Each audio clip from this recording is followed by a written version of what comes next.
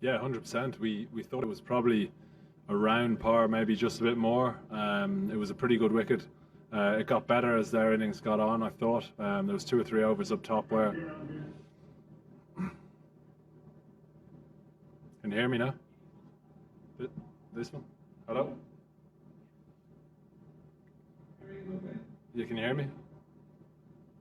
I can hear you. Yeah, what was I saying now? Yeah, no, it was... We thought it was in and around par, but obviously when you get them 8 for 3, it was disappointing that they got away from us a bit, but they're good players, and that's kind of what you expect when you come up against good teams. And we maybe could have bowled a bit better to the new men up top, but you got to give them credit. But certainly at the halfway stage, we knew if we batted well, we'd be thereabouts, but couldn't really get going with the bat, and it's disappointing, but it makes Friday very simple. Yeah, what were some of the field places? Yeah, and the Hazaranga certainly punished you on the offside. It's quite a large gap between the two fielders out there, and he certainly punished Tennessee down to that area. Do you think you could have maybe blocked that area as the game was going on, especially with Singh bowling? Potentially, yeah. It was in the power play, so you can only have 2 fielders outside the ring, and Simi wanted the ball to long on and cow corner, and I backed him. Unfortunately, he played really well, but it's always difficult in the power play to bowl with only 2 men out, but yeah, that's the way it is. Sure. It was, I know today's game is behind you now, you've obviously got the important win against the Dutch.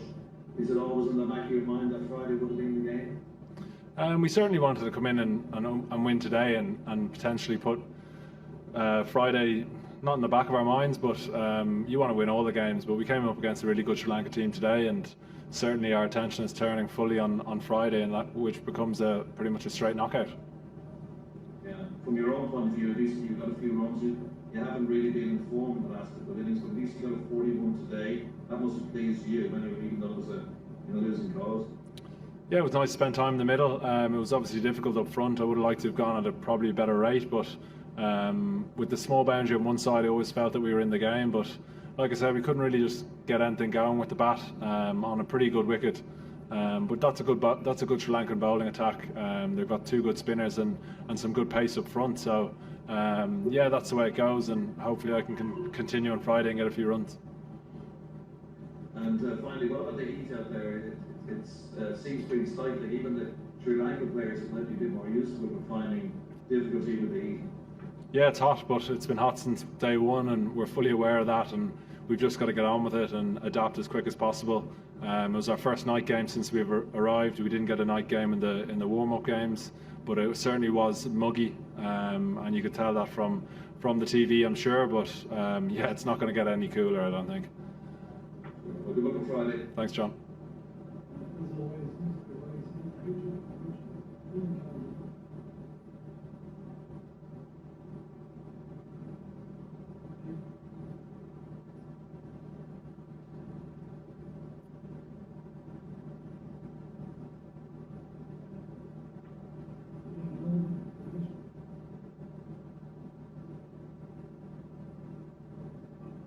That's it. Lovely.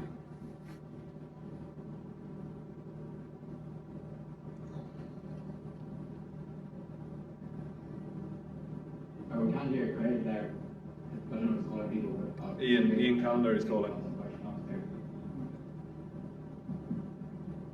That's okay. The decision to pick Craig on today, you kind of backed up heavily. So that's safe to say he was very economical today. Yeah, he bowled well, but he's been bowling well all kind of for a while now. The other day we just felt that a leg spinner could have given us another option. Today's game under lights obviously skids on a bit more. We thought that we could bring in the extra seamer.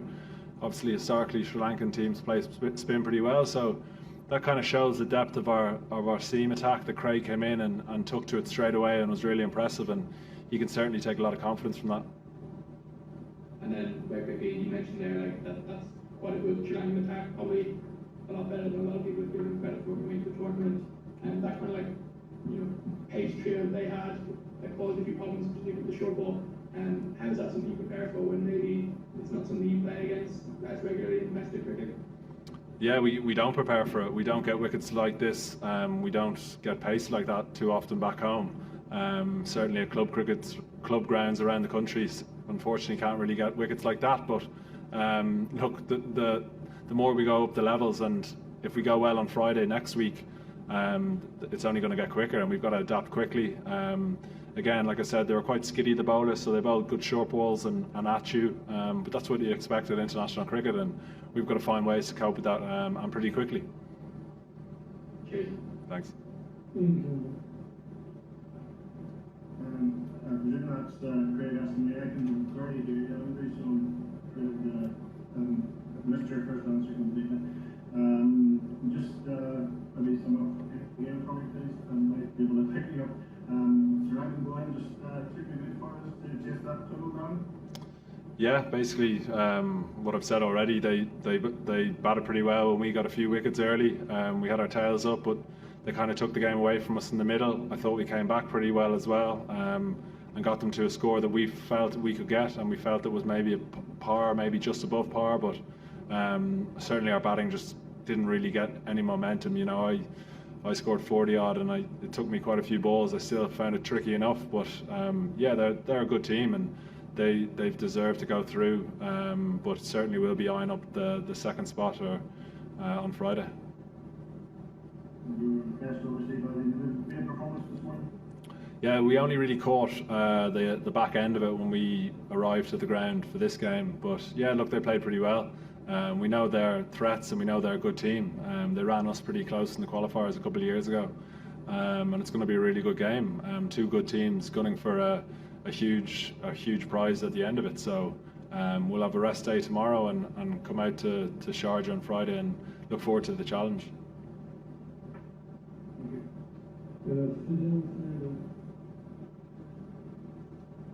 Hi, Andy. Just wondered if you could elaborate on, you mentioned that you're looking to adapt to the pace of the bowling, especially looking forward to the tournament. Hopefully you get through to the next round.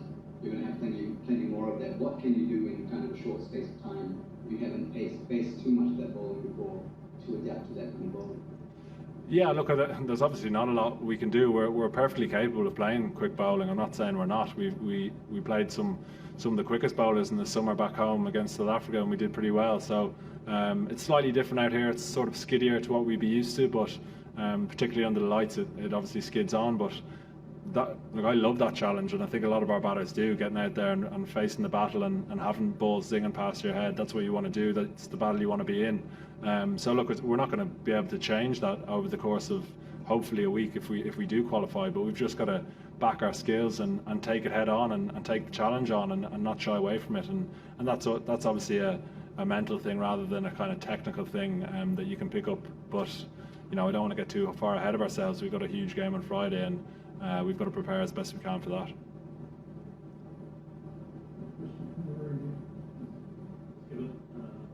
Lanka has spent a lot of time in Lanka. Was he able to give a lot of insight on the opposition?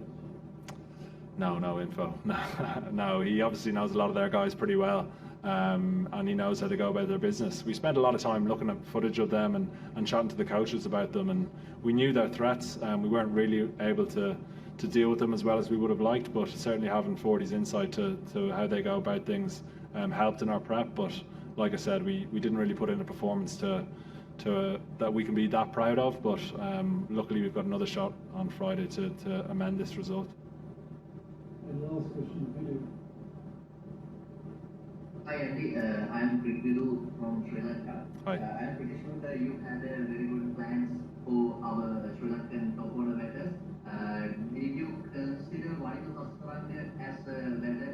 You made some plans for him? Yeah, he obviously took us a bit by surprise by coming in and look, I thought he played really well. We obviously set fields that we backed over a couple of years, and he kind of countered that and maybe caught us on the hop a bit. But that's what happens when you play against world-class cricketers. They can do that to you, do that to you, and we maybe just weren't on the money from that sort of third over in the power play, fourth over in the power play, but that happens, and yeah, I think we're still doing the right things and going through the right processes. So one more big performance on Friday, and hopefully we can have a good end to the week. Thanks.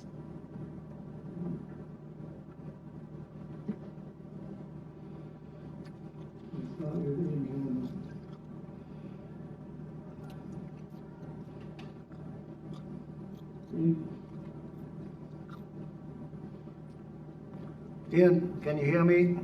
Anybody there? Sorry, Graham, I can barely hear both. Hopefully you can hear you a bit better. Yeah, no, it's just first of all, here from today's match, what would you sum it up on? Yeah, I thought we've got to give credit to Sri Lanka. They played extremely well. They were in trouble. We got off to a good start, and they found themselves up against it a bit. But they counter-attacked. Hasaranga played fantastically well. But their bowling performance was extremely impressive. The discipline, the control, and the pace.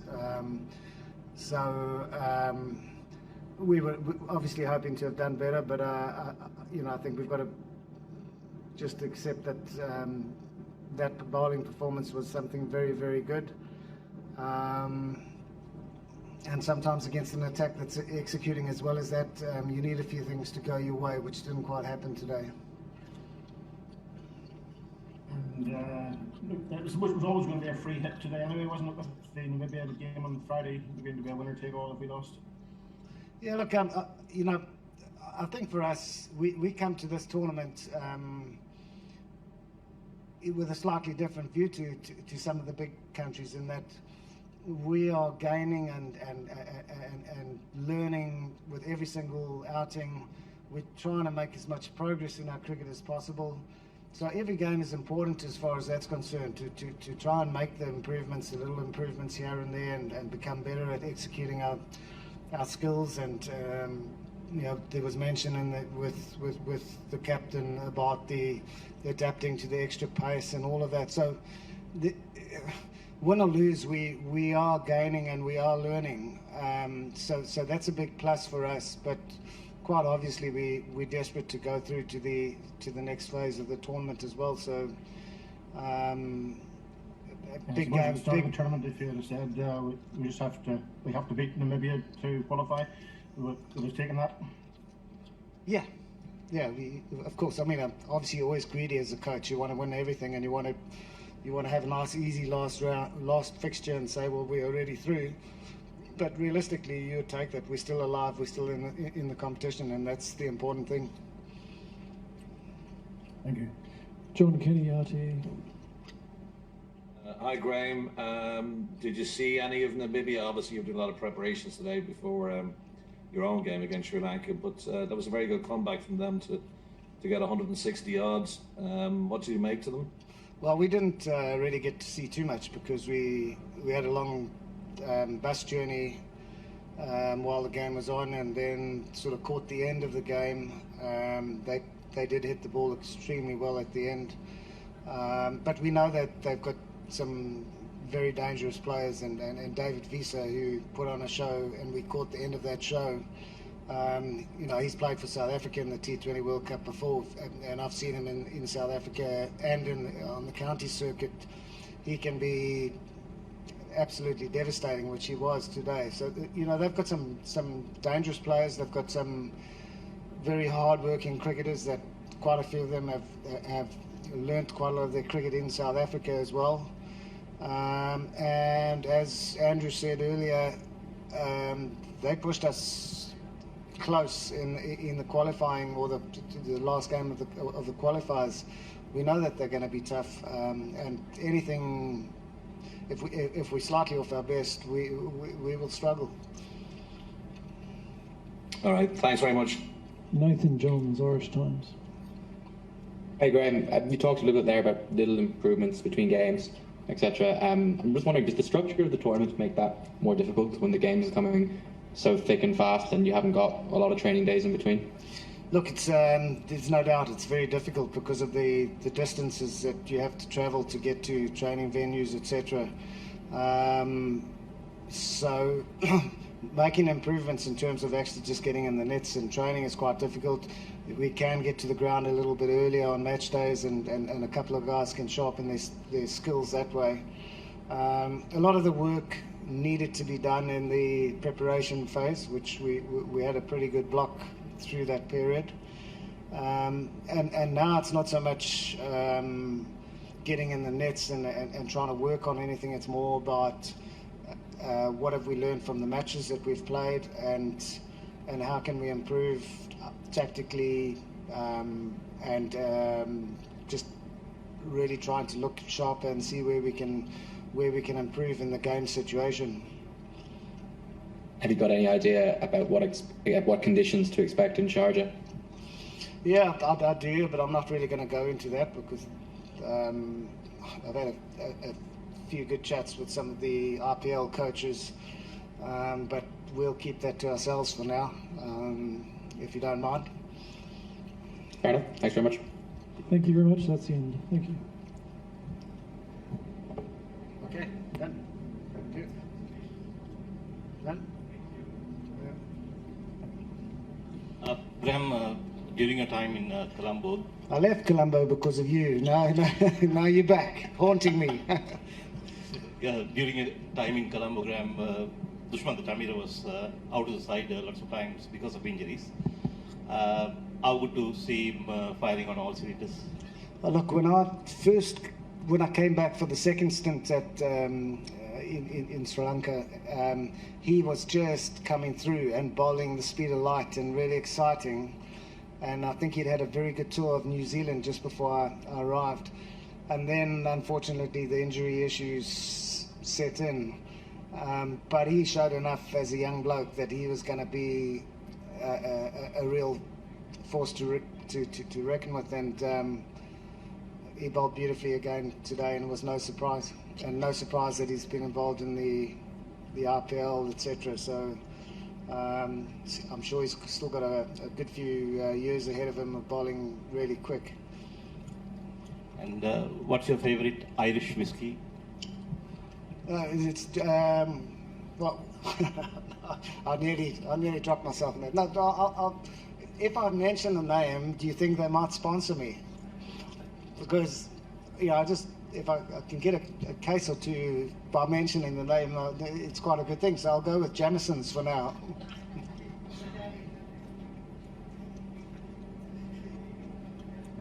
Okay. Anything else? Done. Thank you.